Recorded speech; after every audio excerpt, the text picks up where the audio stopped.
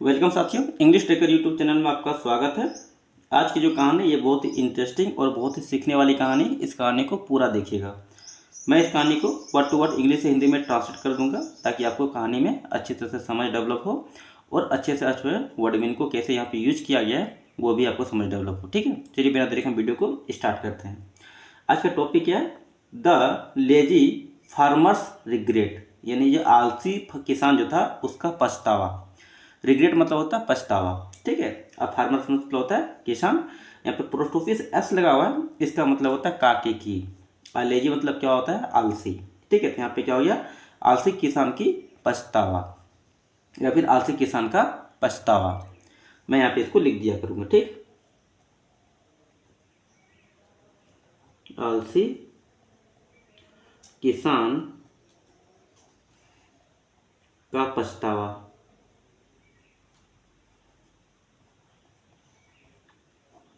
ठीक है, आज का यही टॉपिक है। इसमें आपको पता चलेगा कि आलस पछतावा का कैसे कारण बनता है। ठीक, वंस एक बार,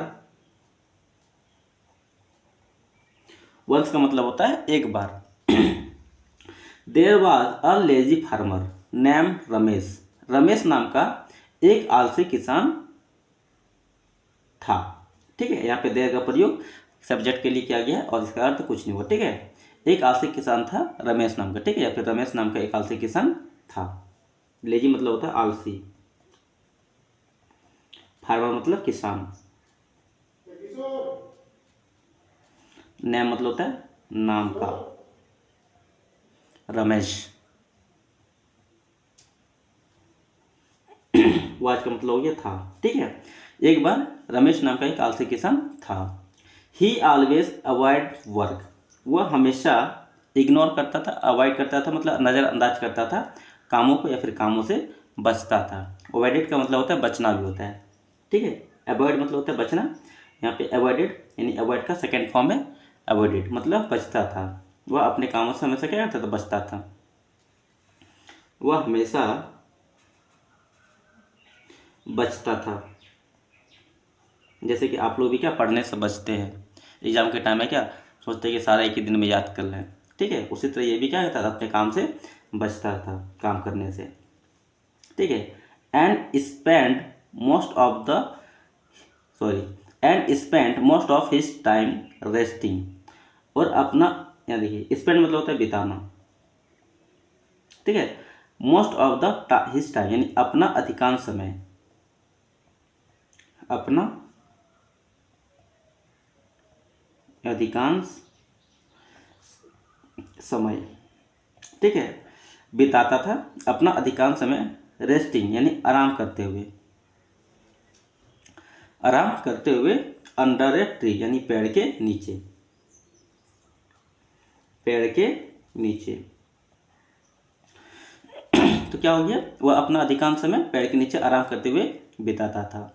हिज नेबर्स यानी उसके पड़ोसी वर्क हार्ड कठिन परिश्रम करते थे ऑन देयर फार्म यानी अपने खेतों में, एंड हार्वेस्टेड गुड क्रॉप्स और कटाई करते थे क्या?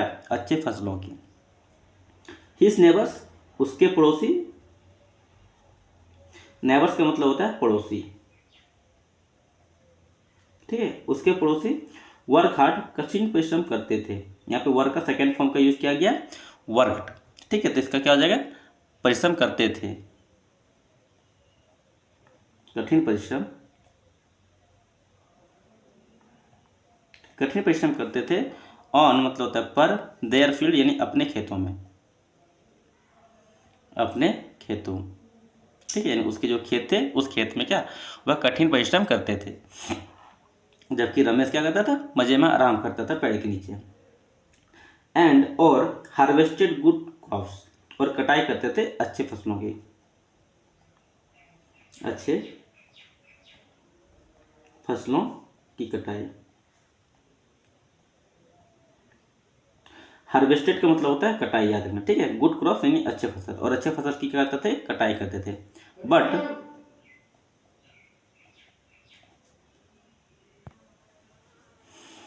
ठीक है, लेकिन क्या हुआ? रमेश का खेत जो क्या है? रिमेन ब्रेन मतलब क्या? बंजर रहा। रमेश का खेत,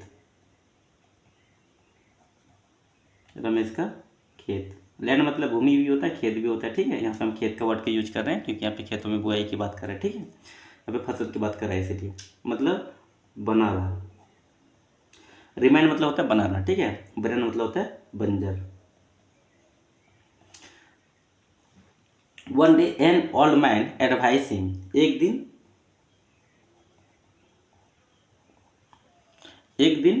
एक बूढ़ा आदमी ने क्या सलाह दिया उसे। यहाँ पे एन का यूज हुआ है क्योंकि यहाँ पे ओल्ड, यहाँ पे फोइल वर्ड का यूज है ना, स्वर बन रहा है, इसलिए यहाँ पे एन का यूज हुआ, ठीक है। एक बूढ़ा आदमी ने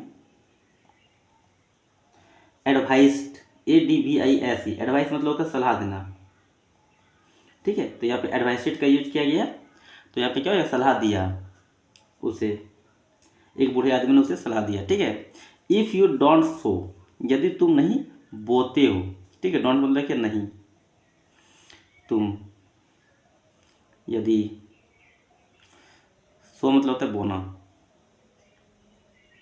ठीक है। यदि तुम नहीं बोते हो सीड्स, बीज को, ना अब, ठीक है।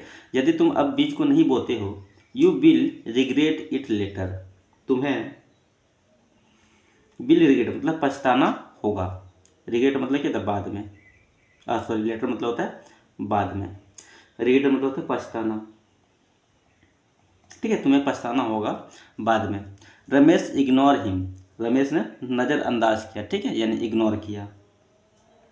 रमेश ने इग्नोर किया, नहीं यानी नज़रअंदाज किया, नज़रअंदाज किया उसका, ठीक है, उसकी बातों का नज़रअंदाज किया। एंड और कंटिन्यू हिज लेजीनेस, लेजी वे, ठीक है, और अपने आलसीपन पे वो लगातार उसी वैसे ही रहा, ठीक है, अपना आलसीपन पे बना रहा। अब देखिए यहाँ पे, वेन, जब, द रेनी सीजन अराइव्ड, बरसात का मौसम आया, या फिर वर्षा का मौसम, रेनी सीजन मतलब होता है वर्षा का मौसम, ठीक है। वर्षा का मौसम, अराइव्ड मतलब आया, अराइव मतलब होता है ना, ARRIVE, अराइव मतलब होता है आना, अराइव का यहाँ पे सेकेंड फॉर्म है अराइव्ड, मतलब आया।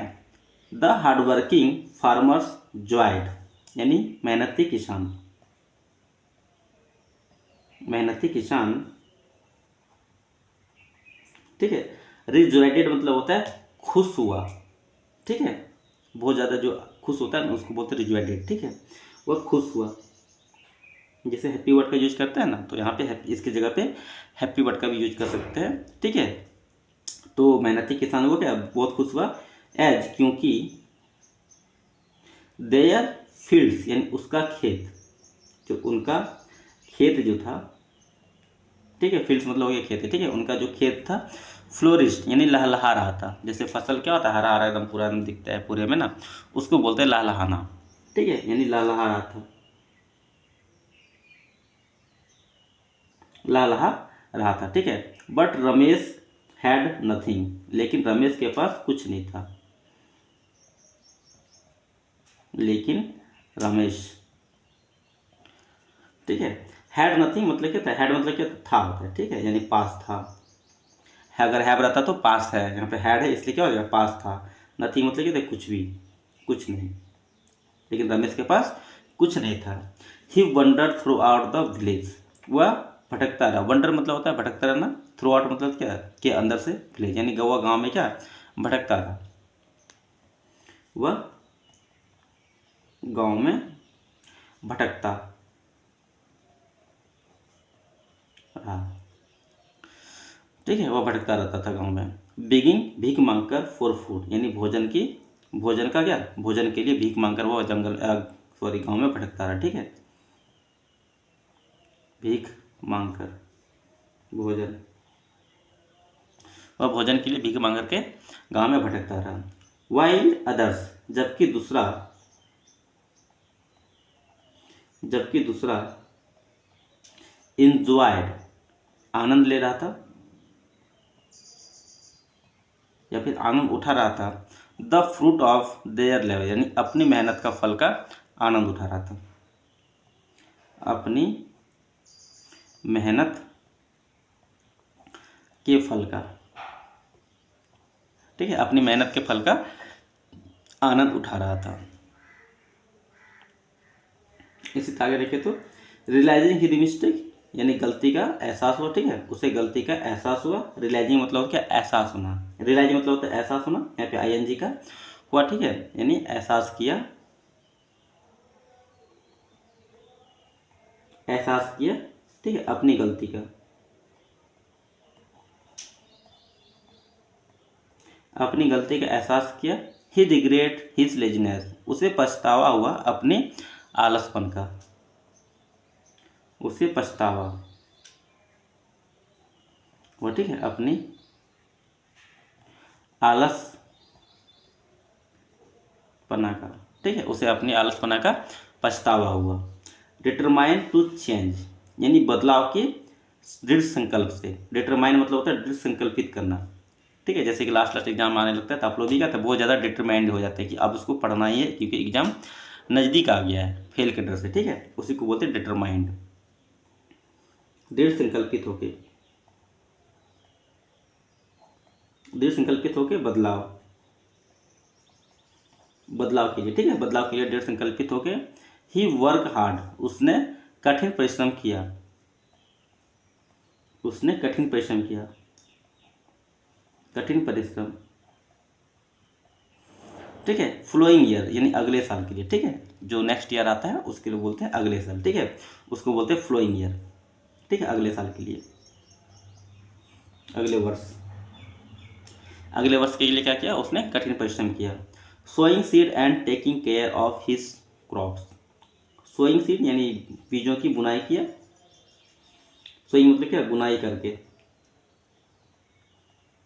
बुनाई कर कर बीजों की, ठीक है, बीजों की बुनाई करके। टेकिंग केयर ख्याल रखा, टेकिंग केयर मतलब होता है ख्याल रखना, ठीक है, ख्याल रखा। ऑफ हिज क्रॉप्स यानी अपने फसलों का, अपने फसल, अपने फसल का ख्याल रखा। His time, sorry this time यानी इस समय या फिर इस बार, इस बार। He had a great harvest, उसे अच्छा फसल हुआ, अच्छा फसल हुआ, ठीक है, या फिर उसकी खेती बहुत अच्छी हुई। एंड और नेवर वेंट हंग्री अगेन, और कभी नहीं रहा, ठीक है, यहाँ पे वेंट मतलब होता है क्या, जाना, लेकिन यहाँ पे वेंट का प्रयोग यहाँ पे अलग अलग स्थान पे अलग अलग हो जाता है, ठीक है, वह कभी भी भूखा नहीं रहा हो जाएगा, ठीक है, दोबारा।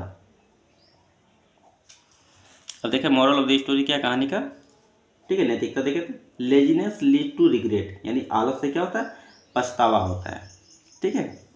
बट हार्ड वर्क लेकिन कठिन परिश्रम ऑलवेज बीइंग रिवार्डेड, लेकिन कठिन परिश्रम क्या होता है, हमेशा लाता है क्या, उपहार, ठीक।